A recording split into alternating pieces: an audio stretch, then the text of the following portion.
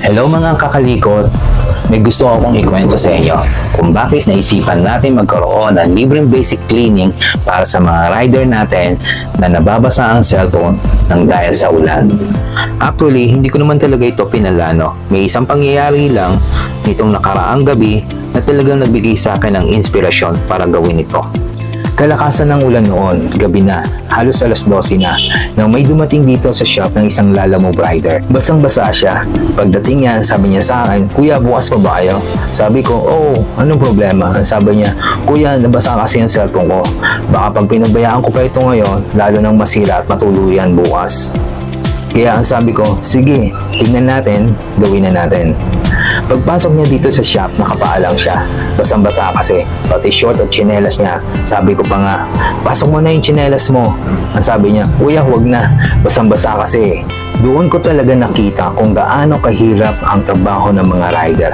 Kahit umuulan, kahit gabi na, nasa kalsada pa rin sila para maghanap buhay. At naisip ko rin, yung mga cellphone nila, hindi lang basta cellphone. Hanap buhay nila yon. Nandoon yung booking nila, nandoon yung mapa, nandoon yung communication nila sa customer. At kapag nasira ang cellphone nila, posible rin tumigil ang kita nila sa araw na iyon.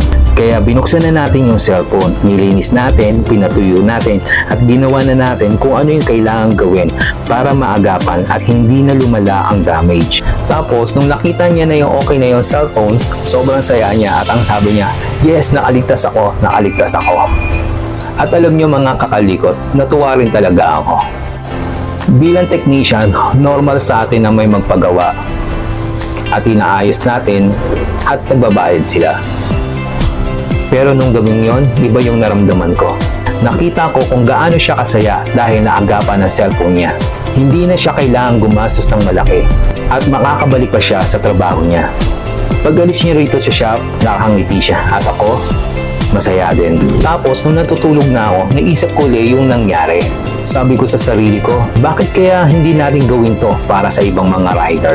At doon nagsimula itong idea. Kaya simula ngayon, dito sa Kalikot, may gusto tayong ibigay na simpleng tulong para sa ating mga motorcycle rider tulad ng Lalamove, Move It, Grab, Joyride, Delivery Rider. Kapag nabasa ng ulan ng mga cellphone nyo, dalhin nyo agad dito.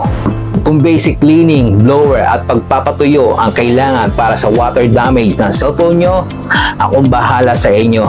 Libre na yan para sa inyo at walang bayad yan. Gusto lang natin mga tulong, lalo na ngayong tag-ulan. Siyempre, kung may piyesang kailangan palitan o major repair na ang kailangan, sasabihin